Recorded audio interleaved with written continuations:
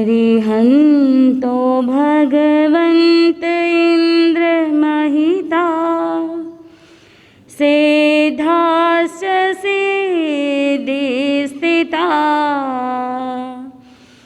आचार्या जिन शासनोन्नति करा पूज्या उपाध्यायका श्री सिद्धांत सुपाठका मुनिवरा रत्नत्रया राधिका पंचैते परमेष्टिनं प्रतिदिनं कुर्वन्तु नो मंगलम, कुर्वन्तु नो मंगलम। राग द्वेष के विजेता, मोक्ष मार्ग के प्रतिपादक चरण तीर्थंकर श्रमण भगवान महावीर स्वामी के चरणों में कोटि कोटि वंदन करते हुए एक भवावतारी, चर्चा चक्रवर्ती, भीष्म प्रतिज्ञाधारी, अखंड बाल ब्रह्मचारी, आचार्य सम्राट पूज्य श्री जयमल जी महाराज साहब के चरणों में कोटि कोटि वंदन। जय गच्छाधिपति, व्याख्यान वाचस्पति, उग्र विहारी, वचन सिद्ध साधक, 12वें पट्टधर आचार्य प्रभु श्री पार्श्वचंद्र जी महाराज साहब, मेरा अनंत आस्था के आया मम जीवन उद्धारक परम पूज्य गुरुदेव डॉक्टर श्री पदमचंद्र जी महाराज साहब के चरणों में कोटि कोटि वंदन करते हुए सभी गुरु भगवंतों के चरणों में वंदन करती हूँ।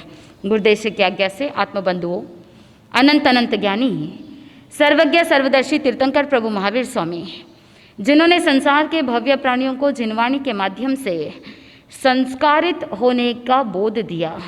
ज्ञानी जन फरमाते हैं कि संसार के अंदर जितने भी जीव है, हर जीव के जीवन में संस्कार बहुत ही महत्वपूर्ण है, क्योंकि जो साधक संस्कारित होता है उसके जीवन में उन्नति बढ़ती ही जाती है, उसके जीवन का उत्थान होता जाता है। संस्कार कैसे हो?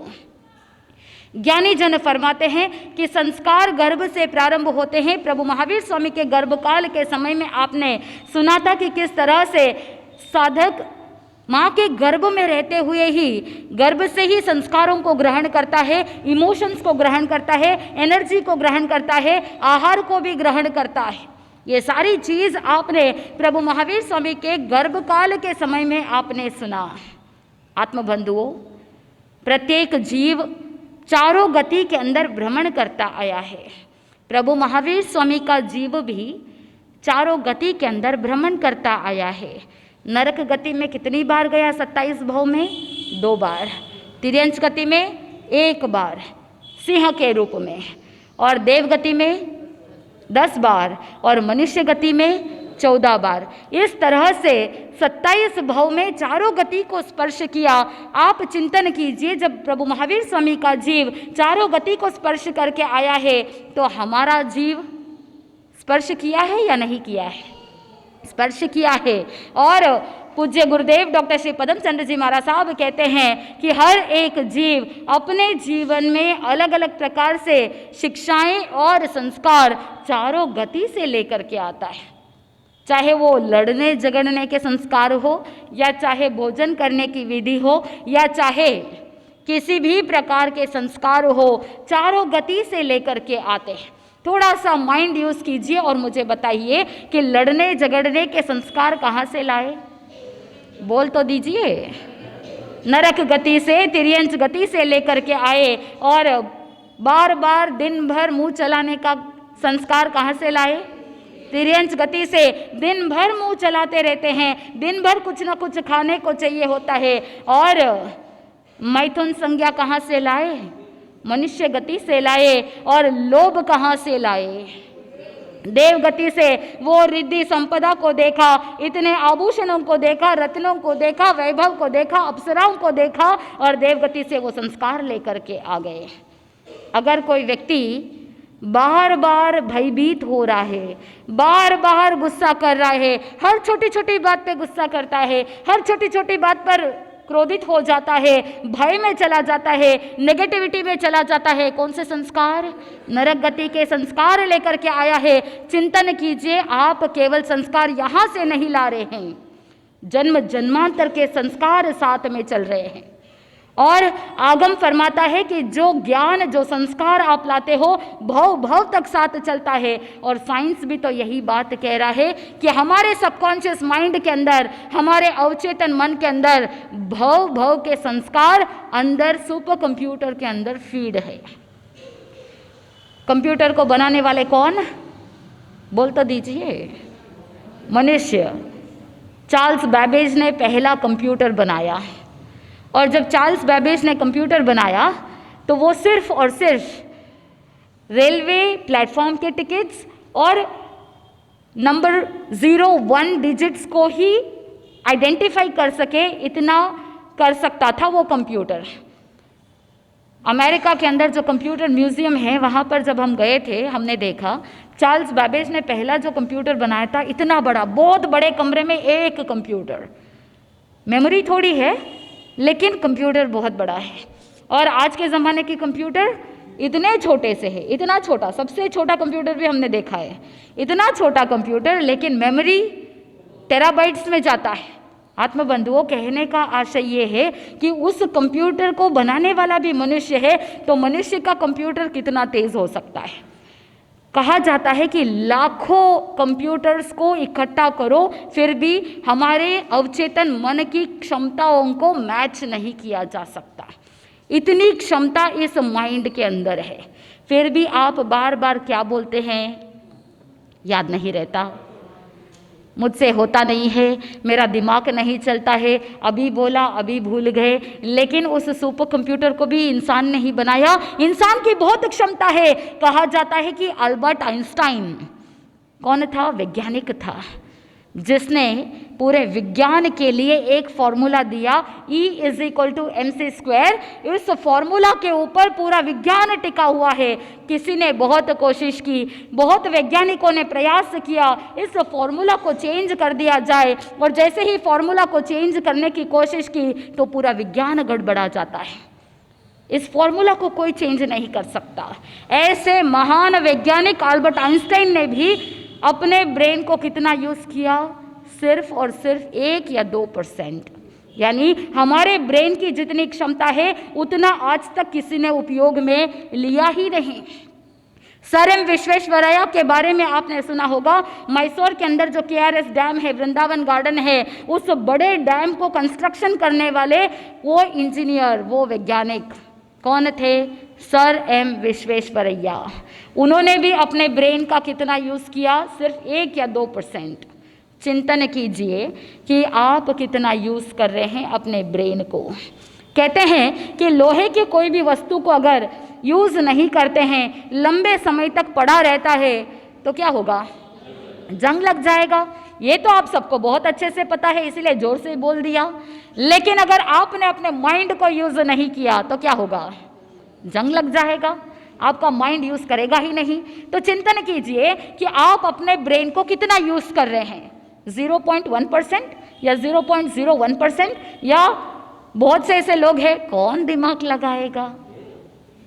दिमाग लगाने के लिए बहुत लोग बैठे हैं, आराम से रहते हैं। आप चिंतन करो, आपका आराम कभी ना कभी आपके लिए मुश्किल बन जाएगी, क्योंकि माइंड में जंग लग जाएगा। उपयोग नहीं लगेगा तो सारा ज्ञान, सारी इंटेलिजेंस, सब कुछ चला जाएगा। तो दोष किसका है, कर्मों को दोष मत दो, कर्म करने वाले आप ही हैं। कर्म करने वाले हम स्वयं हैं। तो कर्म जब हम करते हैं और जब हम बिना मतलब के इस ब्रेन को भी काम में नहीं लेते हैं और इसे ऐसे ही यूज़ करने के बजाय वेस्ट कर देते हैं, तो यूज़ नहीं किया तो लूज़ हो जाएगा। याद रखना, if you don't use it you will lose it. Use नहीं किया तो ख़त्म हो जाएगा। अगर इस एक सिद्धांत को जीवन में अप्लाई कर लोगे तो आप अपने माइंड को यूज़ करोगे। कैसे यूज़ करेंगे, गपशप में या दूसरों की पंचायती में, किस में यूज़ करेंगे, सही कार्य में यूज़ करना है। श्रावक जी कह रहे हैं कि फ़ोन चलाने में यूज़ करेंगे। गलत काम में मिसयूज़ करोगे तो भी कोई काम आने वाला नहीं है। अगर सही उपयोग किया जाए तो आप अपने ब्रेन की अगाध शक्ति को पहचान सकते हो और अपनी आत्मा को साधना की ओर आगे बढ़ा सकते हो। जीवन के हर कदम पर सफलता को प्राप्त कर सकते हो अगर अपने मस्तिष्क का सही उपयोग किया तो। ज्ञानी जन फरमाते हैं कि ये हमारा जो ये अवचेतन मन है ये एक खाली कैनवस के जैसा है। कैनवस के ऊपर क्या किया जाता है? पेंटिंग किया जाता है, चित्र बनाया जाता है। तो ये हमारा सबकॉन्शियस माइंड, हमारा अवचेतन मन खाली कैनवस के जैसा है, जैसा चित्र चाहे वैसा हम बना सकते हैं। जैसे एक मोल्ड होता है, उसके अंदर आप जो डालेंगे वैसा शेप ले लिया जाता है। आपने बर्तन को देखा है, आपने पानी को भी देखा है, या किसी पेय पदार्थ को भी देखा है, लिक्विड। जैसा बर्तन होगा उस लिक्विड का शेप भी वैसा ही होगा। ठीक वैसे ही हमारा अवचेतन मन भी उस मोल्ड के जैसा है, हमारा अवचेतन मन उस बर्तन के जैसा है। जैसे पदार्थ डालोगे, जैसा बर्तन होगा वैसा शेप ले लेगा।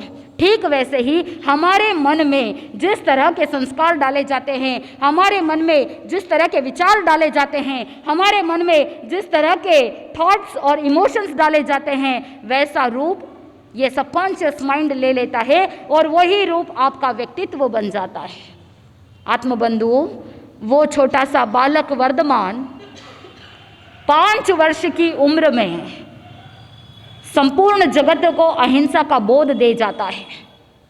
और अब जब वो वर्धमान बड़े हो रहे हैं, जैसे जैसे बड़े होते हैं बच्चे, केवल फिजिकली डेवलप नहीं होते हैं, मेंटली भी डेवलप होते हैं। और फिजिकल डेवलपमेंट कब होता है? जब फिजिकल एफर्ट्स रहते हैं, शारीरिक श्रम रहता है, तो शारीरिक ग्रोथ होती है। बच्चे उस ज़माने के अंदर बाहर खेलने के लिए जाते। आप भी बाहर खेलते थे। आज का ज़माना अलग है कि इतना पॉपुलेशन बढ़ गया है कि खेलने के लिए कोई जगह ही नहीं मिलती, और आज की टेक्नोलॉजी इतनी बढ़ गई है, बच्चे घर से बाहर निकलना नहीं चाहते, आउटडोर गेम्स खेलना नहीं चाहते, और घर के अंदर ही ऑल टाइम मोबाइल या गेमिंग के लिए सारे गैजेट्स लेकर के बैठ जाते हैं। यानी शारीरिक श्रम न होने के कारण से शारीरिक रूप से जो डेवलपमेंट होना चाहिए था, फिजिकल ग्रोथ होना चाहिए था बच्चों का, वो रुक जाता है। और वो मोबाइल इलेक्ट्रॉनिक गैजेट्स के वजह से जो वाइब्रेशंस हो रहे हैं और उन वाइब्रेशंस का जो प्रभाव शरीर के ऊपर हो रहा है, उसकी वजह से मेंटल हेल्थ भी खराब हो रही है, शारीरिक स्वस्थता भी खराब हो रही है। दोष किसका? स्वयं के सोच का और स्वयं के संस्कारों का, स्वयं के परवरिश का। चिंतन कीजिए, एप्पल आईफोन को बनाने वाले कौन? बोल तो दीजिए, एप्पल कंपनी का ओनर कौन है?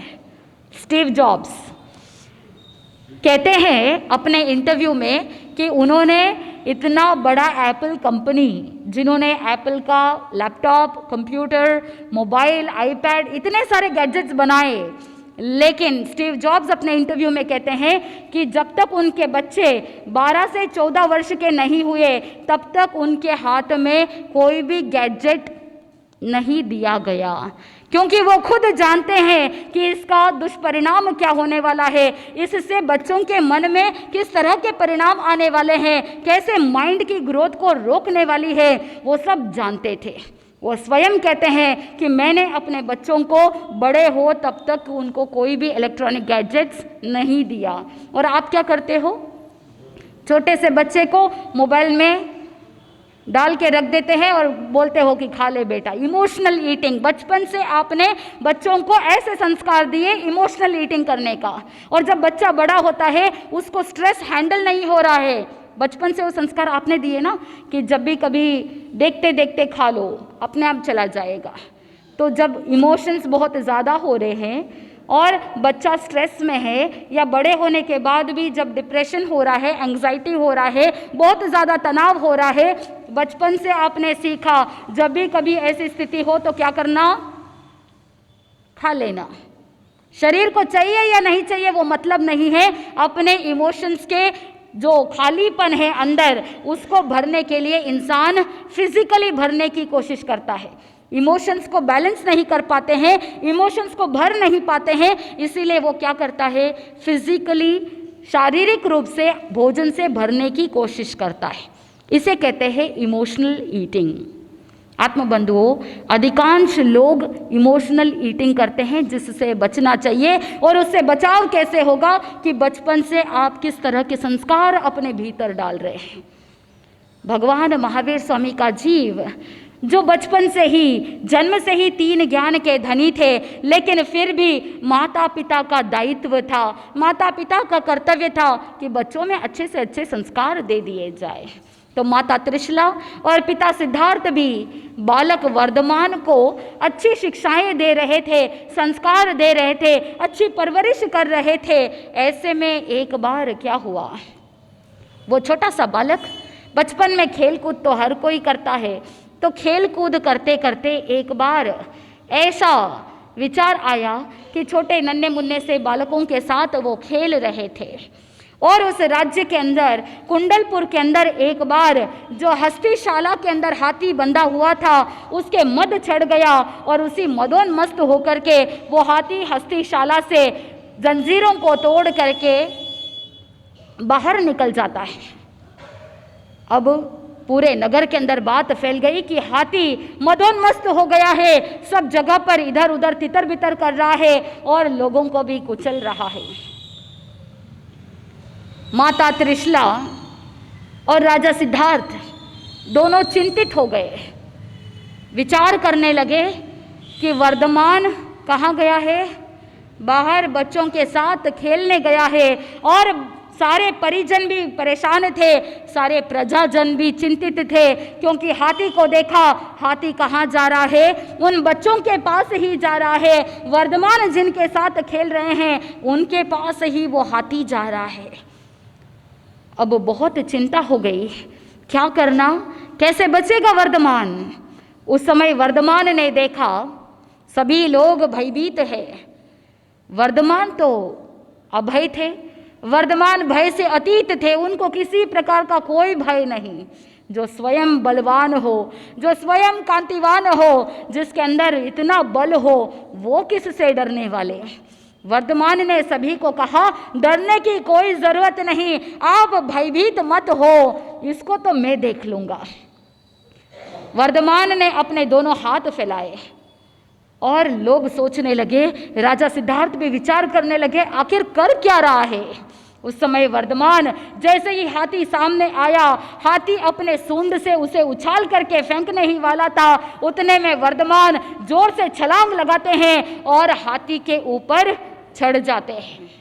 जैसे ही हाथी पर आरूढ़ हुए, उन्होंने मुष्टि से प्रहार किया और जैसे ही मुष्टि से प्रहार किया तो हाथी का सारा मद उतर गया। आत्मबंधुओं, भगवान महावीर स्वामी बचपन से कभी भी अपने शारीरिक बल से किसी को विजय प्राप्त करने की इच्छा नहीं रखते, लेकिन उन्होंने यहाँ पर शारीरिक बल का प्रयोग किया और करना ज़रूरी भी था। और एक बार जब तिंदुशक क्रीड़ा खेल रहे थे, अपने बच्चों के साथ, बालकों के साथ, जब अपने मित्रों के साथ तिंदुशक क्रीड़ा खेल रहे थे, वो एक ऐसी क्रीड़ा जिसमें एक वृक्ष को टारगेट बनाया जाता है और दूर खड़े रह करके वहाँ से दौड़ लगानी होती है, और दौड़ लगा करके सबसे पहले कौन उस वृक्ष के तक पहुँच जाता है वो विजयी बन जाता है, और सबसे लास्ट जो पहुँचता है वो पराजित हो जाता है। इस क्रीड़ा के अंदर नियम ये था कि जो हार जाता है उसके कंधे के ऊपर जो विजयी बनता है, जो खेल के अंदर जीत जाता है, वो उस पराजित बालक के कंधे के ऊपर बैठ करके वहाँ से वापस टारगेट तक पहुँचना होता है। ये उनका खेल है। ऐसे खेल खेलते खेलते जब आगे बढ़ रहे थे, इंद्र महाराज ने प्रशंसा की कि देखो, साक्षात तीर्थंकर बनने वाले हैं वर्धमान, लेकिन फिर भी अबोध के जैसे, बालक के जैसे सभी बच्चों के साथ खेल खेल रहे हैं। तीर्थंकर की लीला तो अपरंपार है। वो कैसी लीला कर रहे हैं, आगे भविष्य में तीर्थंकर बनने वाले हैं, लेकिन फिर भी बाल्यकाल में जो बाल लीला होनी चाहिए, जिस समय जो कार्य करना चाहिए वो कार्य करने के अंदर वो तत्पर है। ऐसे इंद्र महाराज प्रशंसा कर रहे थे।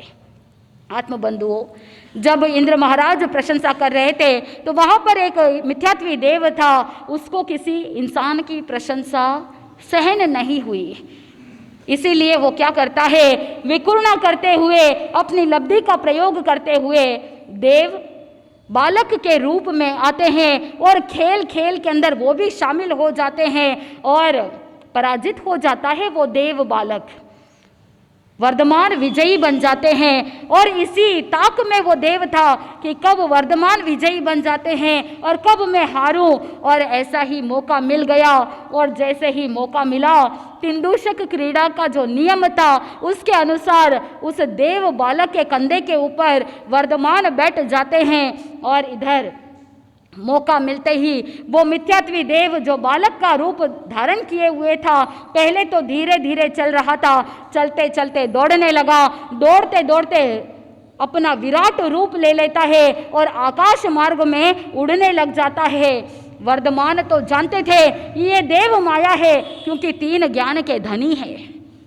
उस देव माया को दूर करने के लिए वर्धमान ने पुनः उस देव के कंधे के ऊपर मुष्टि का प्रहार किया और जैसे ही मुष्टि का प्रहार किया, उसकी सारी माया वहीं पर ढह जाती है और वो देव नीचे धरती पर आता है और वर्धमान को नीचे उतार देता है। अपने सारे विराट रूप का त्याग करके, राक्षस का रूप त्याग करके, निजी देव रूप में आकर के प्रभु से क्षमा याचना करता है और प्रभु को वंदन करके वहाँ से प्रस्थान करता है।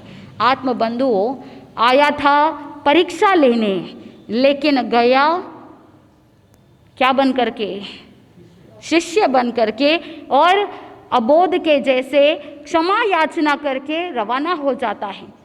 परीक्षक के रूप में आया लेकिन शिष्य बन करके चला गया। आत्मबंधुओं, वर्धमान जो तीर्थंकर बनने वाले हैं, उन्होंने अपने जीवन काल में सिर्फ ये 2 बार शारीरिक बल का प्रयोग किया। इसके अलावा गृहस्थ जीवन के 30 वर्ष में और साधना काल के 42 वर्ष में कभी शारीरिक बल का प्रयोग किया ही नहीं। जीवन में हमेशा साधना का बल और क्षमा बल का प्रयोग किया। उस क्षमा बल से ही कितने ही लोगों के मन का परिवर्तन कर दिया और क्षमा बल के कारण से ही जन जन के भीतर आस्था के केंद्र बन गए।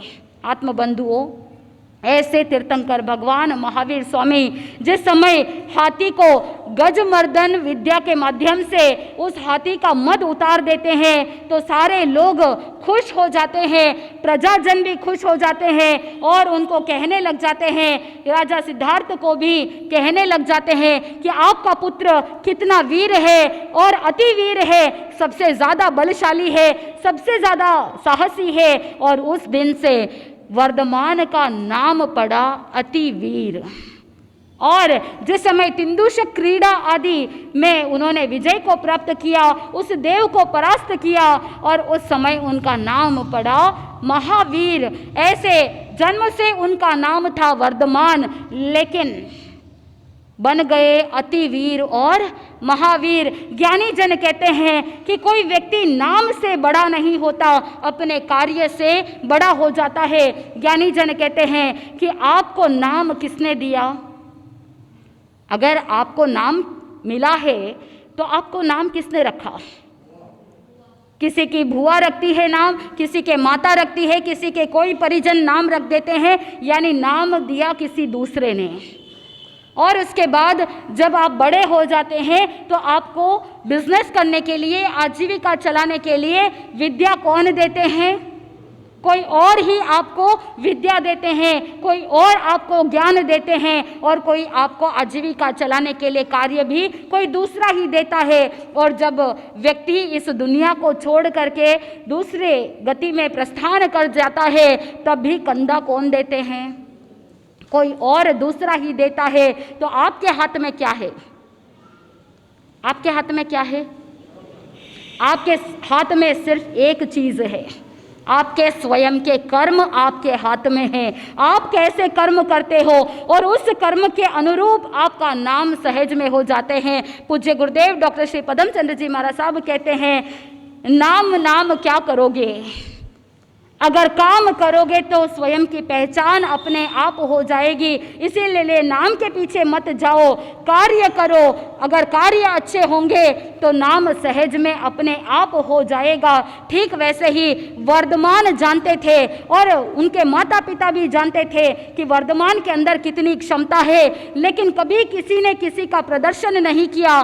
भगवान महावीर स्वामी भी बालक के रूप में रहने के बावजूद उन्होंने सम्मान किया बड़ों का, उन्होंने सत्कार किया और ऐसे संस्कार अपने जीवन के अंदर उतारे कि वहाँ पर उन्होंने किसी भी प्रकार का बल का प्रदर्शन नहीं किया, लेकिन सिर्फ 2 बार जब अति आवश्यक था बल का प्रयोग करने का, उस समय उन्होंने अपने शारीरिक बल का प्रयोग किया।